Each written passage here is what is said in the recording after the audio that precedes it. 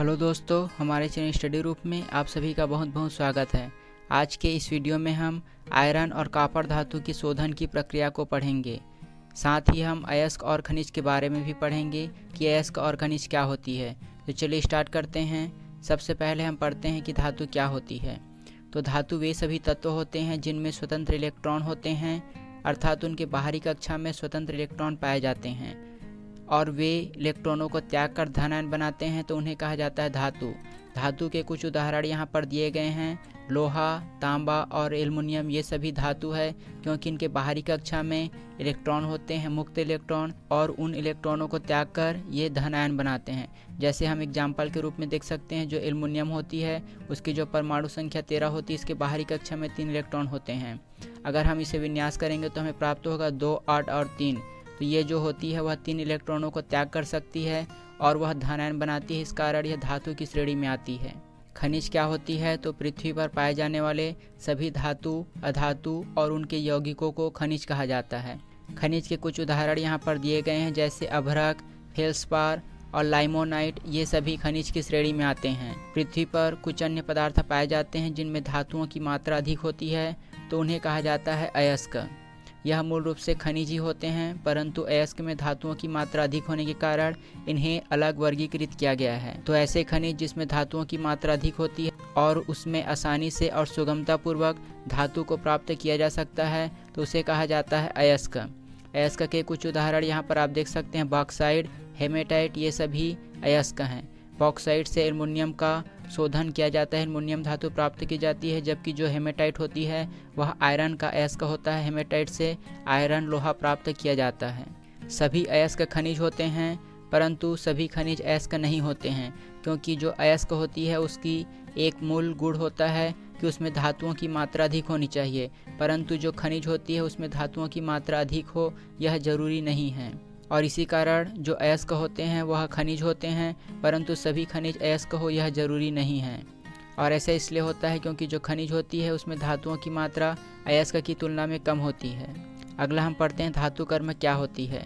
तो जो अयस्क होते हैं उसमें स्वतंत्र और शुद्ध अवस्था में धातु प्राप्त करने के लिए जो प्रक्रिया अपनाई जाती है उसे ही कहा जाता है धातु कर्मीय या फिर धातु का निष्कर्षण। धातु के निष्कर्षण के दौरान हमें कुछ अशुद्धियाँ प्राप्त होती है और उन अशुद्धियों को कहा जाता है धातुमल या फिर स्लेग।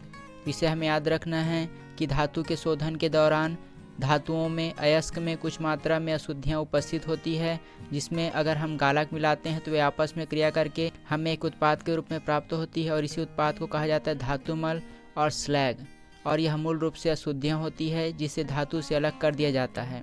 अयस्क में कुछ मात्रा में रेत, मिट्टी या फिर कंकड़ की अशुद्धियाँ होती है और इन अशुद्धियों को अधात्री, गैंक या अपद्रव कहा जाता है। शोधन के दौरान कुछ प्रक्रियाएं होती है जिसमें होती है निस्तापन और भर्जन। निस्तापन और भर्जन में अंतर होता है। निस्तापन में वायु की अनुपस्थिति में प्रक्रिया होती है, जबकि जो भर्जन होती है उसमें वायु के आधिक्य में प्रक्रिया होती है।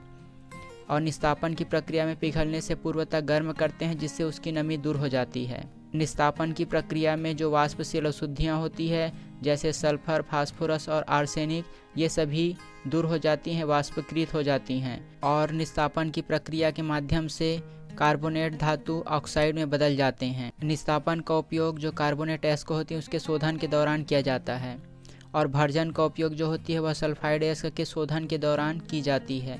तो इस अंतर को हमें याद रखना है कि निस्तापन का उपयोग कार्बोनेट अयस्क में किया जाता है, जबकि जो भर्जन की प्रक्रिया होती है वह सल्फाइड अयस्क में की जाती है। भर्जन जो है वायु के आधिक्य में की जाती है, जबकि जो निस्तापन होती है वह वायु की अनुपस्थिति में की जाती है। और निस्तापन की प्रक्रिया में जो कार्बोनेट होते हैं वह ऑक्साइड में बदल जाते हैं। अगला होता है गालक या फिर फ्लक्स। फ्लक्स का तात्पर्य होता है कि शोधन की प्रक्रिया के दौरान ऐसे पदार्थ जो हम बाहर से मिलाते हैं और वह अशुद्धि के साथ आपस में क्रिया करके धातुमल बनाती है, तो उसे ही कहा जाता है फ्लक्स या फिर गालक। और गालक मिलाने से जो अशुद्धि होती है वह पिघले रूप में उसे अलग करने या फिर अपचयन करने में यह सहयोग प्रदान करती है। गालक मूल रूप से 2 प्रकार के होते हैं। पहला गालक होता है अम्लीय गालक और दूसरा गालक होता है क्षारीय गालक। अम्लीय गालक किसे कहते हैं? तो अम्लीय गालक जो होते हैं वह मूल रूप से अम्लीय ऑक्साइड होते हैं। अम्लीय ऑक्साइड अर्थात इसका एक उदाहरण यहाँ पर दिया गया है रेत या फिर सिलिका, जो कि एक प्रकार के अम्लीय ऑक्साइड होते हैं। और जो अम्लीय गालक होते हैं वह अयस्क में उपस्थित क्षारीय अशुद्धियों के साथ क्रिया करते हैं और वह गलनीय धातुमल बनाते हैं। तो जो अम्लीय गालक होती है उसमें मूल रूप से सिलिकेट या फिर सिलिका का उपयोग किया जाता है जो रेत होती है, और यह एक प्रकार की अम्लीय ऑक्साइड होती है जो अयस्क में उपस्थित क्षारीय अशुद्धियों को पृथक करने में सहायता करती है। गालक का दूसरा प्रकार होता है क्षारीय गालक।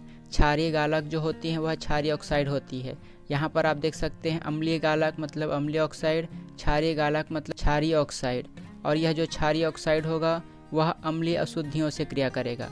यहाँ पर अम्लीय ऑक्साइड है वह क्षारीय अशुद्धि से क्रिया करता है, तो यहाँ पर जो क्षारीय गालक होगा क्षारीय ऑक्साइड वह अम्लीय अशुद्धियों से क्रिया करेगा और गलनीय धातुमल बनाता है। यहाँ पर आप उदाहरण के रूप में देख सकते हैं कि क्षारीय गालक कौन कौन से होते हैं। तो जो कैल्शियम कार्बोनेट होती है या फिर जो मैग्नीशियम कार्बोनेट होती है वह क्षारीय गालक होती है। अगला हम पढ़ते हैं अयस्क के सांद्रण की विधि। अयस्क के सांद्रण प्रारंभिक विधि होती है। इस विधि के माध्यम से जो अशुद्धियाँ होती हैं, रेत, कंकड़ पत्थर या फिर जो मिट्टी होती है, उन सभी को हटाने का कार्य इस विधि के माध्यम से किया जाता है। जो रेत, कंकड़ पत्थर या मिट्टियाँ होती है उसे अपद्रव कहा जाता है, और इसी अपद्रव को हटाने की प्रक्रिया को अयस्क का सांद्रण कहा जाता है। तो अयस्क की सांद्रण की कौन कौन सी विधि होती है? पहली विधि होती है गुरुत्वीय पृथक्करण विधि, दूसरी विधि होती है झाग उत्प्लवन विधि, तीसरी विधि होती है चुंबकीय पृथक्करण विधि, और चौथी विधि होती है रासायनिक पृथक्करण विधि। इन सभी विधियों का अलग अलग धातु के शोधन में उपयोग किया जाता है। तो चलिए हम पढ़ते हैं सबसे पहले गुरुत्वीय पृथक्करण विधि। तो इस विधि का उपयोग हम कब कर सकते हैं? तो इस विधि का उपयोग उसी स्थिति में किया जाता है जब शुद्ध अयस्क और जो गैंग होती हैं अशुद्धि उसके घनत्व में अंतर होता है, तभी गुरुत्वीय पृथक्करण विधि का उपयोग किया जा सकता है। इस विधि में जो बारीक पिसे अयस्क होते हैं आरंभिक अवस्था में उसे पानी में तीव्र गति से खलबलाते हैं, जिससे जो कम घनत्व वाली मिट्टी और रेत की अशुद्धि होती है वह अलग हो जाती है, और जो उच्च घनत्व वाले भारी कण होते हैं वह तली में बैठ जाते हैं, और जो अशुद्धियाँ होती हैं उसे अलग कर ली जाती है। तो इस विधि का उपयोग तभी किया जाएगा जब शुद्ध अयस्क और उसके गैंग के घनत्व में अंतर होता है। इसके बाद जो अगली विधि होती है उसे कहा जाता है झाग या फिर फेन उत्प्लावन विधि। इस विधि का उपयोग कब किया जाता है? तो इस विधि का उपयोग सल्फाइड अयस्कों के सांद्रण में किया जाता है। सल्फाइड अयस्क के अंतर्गत जो कॉपर पायराइट होती है, जिंक प्लेट्स होती है, या फिर जो गैलेना होती है सीसा का अयस्क, उसके सांद्रण में इस विधि का उपयोग किया जाता है। इस विधि में एक आयताकार बर्तन होती है जिसमें यूकेलिप्टस का तेल डाल देते हैं और उसमें जल मिला दिया जाता है, और जब उसमें ऊपर से वायु प्रवाहित करते हैं तो जो सल्फाइड अयस्क होती है वह झाग के साथ ऊपर तैरने लगती है, और जो अशुद्धियाँ होती है वह नीचे तली पर बैठ जाती है। इसे हम आगे देखेंगे कि एक पात्र होता है, उसमें जो अयस्क होती है उसे बारीक पीसकर मिला देते हैं, उसमें हम जल डाल देते हैं और उसमें यूकेलिप्टस का तेल डाल देते हैं। ऊपर से जब हम वायु प्रवाहित करते हैं तो जो अयस्क होती है वह हल्की होने के कारण जो झाग होती है उसके साथ ऊपर में तैरती है, जबकि जो अशुद्धियाँ होती है वह नीचे तली पर बैठ जाती है और उसे पृथक कर लिया जाता है। तो इसे हमें याद रखना है कि झाग या फेन उत्प्लावन विधि का उपयोग सल्फाइड अयस्कों के सांद्रण में किया जाता है। अगली विधि होती है उसे कहा जाता है रासायनिक पृथक्करण विधि या फिर प्रक्षालन विधि। इसमें जो अयस्क होता है उसे एक विशेष प्रकार के रसायन के साथ मिलाया जाता है, और उस प्रकार जो मिश्रण प्राप्त होता है उसे प्रक्षालन कहा जाता है। इस प्रक्रिया में जो अयस्क होते हैं उसे एक ऐसे प्रकार के रसायन विलयन से मिलाया जाता है जिसमें जो अशुद्धियाँ होती है वह अघुलनशील होती है, परंतु जो अयस्क होगा वह घुलनशील होगा। तो जो घुलनशील होगा उसे अलग कर लिया जाएगा, और जो अघुलनशील होती है वह वहीं रह जाती है। इस प्रकार इस प्रक्रिया से सोना, चांदी और एल्युमिनियम इन सभी अयस्कों का सांद्रण किया जाता है। तो परीक्षा की दृष्टि से हमें याद रखना है कि सोना, चांदी और एल्युमिनियम का सांद्रण रासायनिक पृथक्करण विधि से किया जाता है, और इसमें जो अशुद्धियाँ होती है वह अघुलनशील होती है, जबकि जो अयस्क होते हैं वह घुलनशील होते हैं, वह घुल जाते हैं और उन्हें अलग कर लिया जाता है। बॉक्साइड अयस्क जो होती है जिसके माध्यम से एल्युमिनियम प्राप्त किया जाता है उसके सांद्रण की प्रक्रिया यहाँ पर दी गई है। अगर हम उसमें सोडियम हाइड्रोक्साइड का 40% विलयन मिला देते हैं तो जो बॉक्साइड अयस्क होती है वह उसमें घुल जाती है, और जो अशुद्धियाँ होती है वह तली पर बैठ जाती है, वह अघुलनशील होती है। इस प्रकार बॉक्साइड अयस्क का सांद्रण किया जाता है, और इस प्रक्रिया को कहा जाता है रासायनिक पृथक्करण की विधि। इसके बाद जो अगली विधि होती है उसे कहा जाता है चुंबकीय पृथक्करण विधि। चुंबकीय पृथक्करण विधि में उन सभी अयस्कों का सांद्रण किया जाता है जो कि चुंबकीय प्रकृति के होते हैं। चुंबकीय स्वभाव होने के कारण वह चुंबक की ओर आकर्षित होते हैं और जो अशुद्धि होती है वह अचुंबकित होती है और वह आकर्षित नहीं होती है। एक इस प्रकार की संरचना होती है। यहाँ पर जो अयस्क होते हैं उसे पीसकर यहाँ पर प्रवाहित करते हैं। यहाँ पर जो चुंबक लगी होती है, जो चुंबकीय पदार्थ होगी उसे अपनी ओर आकर्षित करेगी तो उसे यहाँ पर एकत्रित कर लेते हैं, जबकि जो अचुंबकित अशुद्धि होगी उसे पृथक रूप से अलग पात्र में एकत्रित कर लेते हैं। तो इस प्रक्रिया को विद्युत चुंबकीय पृथक्करण कहा जाता है। इसके लिए एक महत्वपूर्ण गुण है कि जो अयस्क होगा या फिर जो अशुद्धि होगी उसमें से एक का स्वभाव चुंबकीय होना चाहिए। इस विधि के द्वारा जो टिन स्टोन से मैग्नेटाइट अयस्क का सांद्रण किया जाता है। तो इसे भी हमें याद रखना है कि जो टिन स्टोन होती है उससे मैग्नेटाइट प्राप्त करने के लिए चुंबकीय पृथक्करण विधि का उपयोग किया जाता है। इसके बाद हम अगला पढ़ते हैं कॉपर पायराइट से कॉपर धातु का निष्कर्षण। कॉपर पायराइट कॉपर का अयस्क होता है, तो कॉपर पायराइट से कॉपर किस प्रकार प्राप्त करेंगे उसे हम पढ़ते हैं। निष्कर्षण की जो प्रक्रिया होती है वह विभिन्न चरणों में संपन्न होती है। पहला चरण होता है सांद्रण, उसके बाद होता है भर्जन, उसके बाद प्रगलन, बेसेमरीकरण और अंत में होता है शोधन। तो सबसे पहले हम सांद्रण की प्रक्रिया पढ़ते हैं। हमने अभी देखा कि जो फेन उत्प्लावन विधि होती है या फिर झाग उत्प्लावन विधि होती है उसके माध्यम से जो कॉपर अयस्क होते हैं, सल्फाइड अयस्क, उसका सांद्रण किया जाता है। तो जो अयस्क होते हैं उसे बारीक पीस लिया जाता है और उसे एक पात्र में डाल दिया जाता है। उसके पश्चात उसमें जल और यूकेलिप्टस का तेल डाल देते हैं और उसमें जब ऊपर से तीव्र मात्रा में वायु प्रवाहित करते हैं तो जो अयस्क होती है वह झाग के साथ ऊपर तैरने लगती है, जबकि जो अशुद्धियाँ होती है वह तली पर नीचे बैठ जाती है। तो इस प्रकार सांद्रण की प्रक्रिया पूर्ण होती है और हमें सांद्रित अयस्क प्राप्त होता है। सांद्रित अयस्क प्राप्त होने के पश्चात हम दूसरी प्रक्रिया करते हैं, उसे कहा जाता है भर्जन। भर्जन की प्रक्रिया या फिर जारण की प्रक्रिया, इस प्रक्रिया में परावर्तनी भट्ठी का उपयोग किया जाता है। सांद्रित अयस्क को हम यहाँ पर रख देते हैं और उसे परावर्तनी भट्ठी के माध्यम से गर्म वायु प्रवाहित करते हैं। गर्म वायु प्रवाहित करने पर जो अशुद्धियाँ होती है वह ऑक्सीकृत होकर पृथक हो जाती है, जबकि हमें सल्फाइड अयस्क के धातु ऑक्साइड प्राप्त होते हैं। यहाँ पर जो अयस्क होगी ऑक्साइड के रूप में हमें प्राप्त होगी। यहाँ पर आप देख सकते हैं कि जो कॉपर पायराइट होती है वह ऑक्सीजन के साथ क्रिया करती है और हमें सल्फाइड प्राप्त होता है और हमें प्राप्त होता है आयरन सल्फाइड, और जो SO2 गैस होती है वह अलग हो जाती है। तो इस प्रक्रिया में हमें दो चीज़ प्राप्त हुई, और यह जो आयरन सल्फाइड होती है वह ऑक्सीजन से क्रिया करके आयरन ऑक्साइड और सल्फर डाइऑक्साइड बनाती है। तो इस प्रक्रिया से हमें ऑक्साइड प्राप्त हुआ, धातु ऑक्साइड। उसके पश्चात अगली प्रक्रिया होती है जिसे कहा जाता है प्रगलन। प्रगलन की प्रक्रिया में जो भर्जित अयस्क हमें प्राप्त होते हैं उसमें रेत और कोक मिला दिया जाता है और उसे वात्य भट्ठी में प्रगलित करते हैं। वात्य भट्ठी में प्रगलित करने पर जो धातु के ऑक्साइड होते हैं वह धातु में अपचयित हो जाते हैं।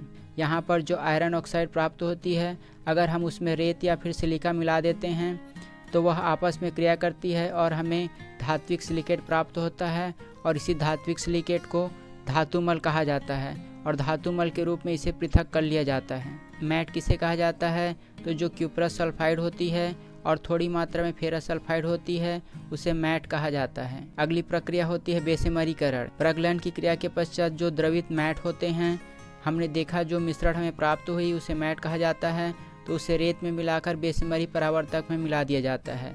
बेसेमरी परावर्तक अर्थात जो बेसेमर प्रक्रम होती है वह दो प्रकार की होती है। उसमें स्तर की अंतर के कारण उसमें भिन्नता होती है, अम्लीय और क्षारीय। तो यहाँ पर जो परिवर्तक होगा उसमें कैल्शियम ऑक्साइड या फिर मैग्नीशियम ऑक्साइड की स्तर लगी होती है, और जो मैट में उपस्थित फेरस सल्फाइड होती है वह वायु से क्रिया करती है और फेरस ऑक्साइड में परिवर्तित हो जाती है, और यही फेरस ऑक्साइड रेत से क्रिया करके फेरस सिलिकेट धातुमल बनाती है। यह प्रक्रिया दो बार होती है।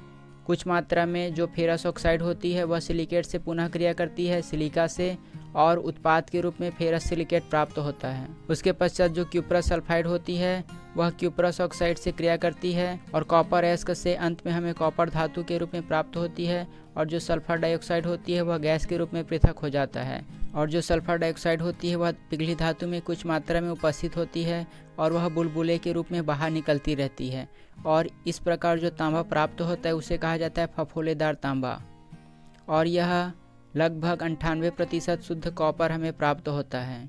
तो इस प्रकार हम कॉपर अयस्क से कॉपर धातु प्राप्त करते हैं। उसके बाद जो अगली प्रक्रिया होती है उसे कहा जाता है कॉपर का शोधन। कॉपर के शोधन के द्वारा हमें 100% शुद्ध धातु प्राप्त होती है। इसके लिए हम विद्युत अपघटनी विधि का उपयोग करते हैं। इस विधि का उपयोग अति शुद्ध धातु अर्थात 100% शुद्ध धातु प्राप्त करने के लिए इसका उपयोग किया जाता है। इसमें एक बड़ी टंकी होती है जिसमें कॉपर सल्फेट और सल्फ्यूरिक अम्ल विलयन को मिला दिया जाता है। यहाँ पर जो विद्युत अपघट्य के रूप में कॉपर सल्फेट और सल्फ्यूरिक अम्ल विलयन का उपयोग किया जाता है, और उसमें जो अशुद्ध कॉपर की मोटी छड़ होती है, यहाँ पर आप देख सकते हैं जो कॉपर की अशुद्ध मोटी छड़ है वह एनोड के रूप में कार्य करती है, जबकि कॉपर की जो शुद्ध छड़ है वह कैथोड के रूप में कार्य करती है। इस अशुद्ध कॉपर में से जो शुद्ध कॉपर होगा वह कैथोड में जमा होगी। एनोड के नीचे कुछ मूल्यवान धातु होती है जिसके अंतर्गत सोना और चांदी मूल्यवान धातु एकत्रित होती है और इसे कहा जाता है एनोड कीचड़। तो इस बिंदु को हमें याद रखना है कि विद्युत अपघटन की प्रक्रिया के दौरान एनोड के नीचे कुछ मूल्यवान धातु एकत्रित होती है जो सोना और चांदी होती है और इसे एनोड कीचड़ कहा जाता है। और विद्युत अपघटन विधि में विद्युत अपघट्य के रूप में कॉपर सल्फेट और सल्फ्यूरिक अम्ल का उपयोग किया जाता है। इसमें एनोड के रूप में अशुद्ध कॉपर का उपयोग किया जाता है, जबकि शुद्ध कॉपर का उपयोग कैथोड के रूप में किया जाता है। इस प्रक्रिया से 99.99% शुद्ध धातु प्राप्त होती है। इसके बाद हम अगला पढ़ते हैं आयरन का धातु कर्म विधि, अर्थात जो आयरन के अयस्क होते हैं उससे हम लोहा कैसे प्राप्त कर सकते हैं। तो आयरन के निष्कर्षण के लिए जो हेमेटाइट अयस्क होते हैं उसका धातु कर्म किया जाता है, और यह प्रक्रिया जो होती है वह विभिन्न चरणों में संपन्न होती है। सबसे पहला चरण होता है अयस्क का सांद्रण। अयस्क का सांद्रण चुंबकीय पृथक्करण विधि के माध्यम से किया जाता है। उसके पश्चात जो सांद्रित अयस्क होते हैं उसका भर्जन किया जाता है। भर्जन की प्रक्रिया वायु की अधिकता में की जाती है और गर्म करने पर जो अयस्क होते हैं उसकी नमी जो है बाहर निकल जाती है, और जो सल्फर और आर्सेनिक होते हैं उसकी अशुद्धियाँ भी वाष्पीकृत ऑक्साइड के रूप में बाहर निकल जाती है। उसके बाद जो अगला पद होता है उसमें निस्तापित अयस्क का सांद्रण किया जाता है। निस्तापित या फिर जो भर्जित अयस्क होते हैं उसमें कोक और चूना पत्थर मिलाकर उसे वात्य भट्ठी में प्रज्वलित करते हैं। वात्य भट्ठी में अलग अलग क्षेत्र में अलग अलग तापमान होता है। सबसे पहले 200 डिग्री सेंटीग्रेड होता है, 1600 डिग्री सेंटीग्रेड। इन सभी ताप पर अलग अलग स्थानों पर अलग अलग रासायनिक क्रिया होती है और हमें अलग अलग उत्पाद प्राप्त होते हैं।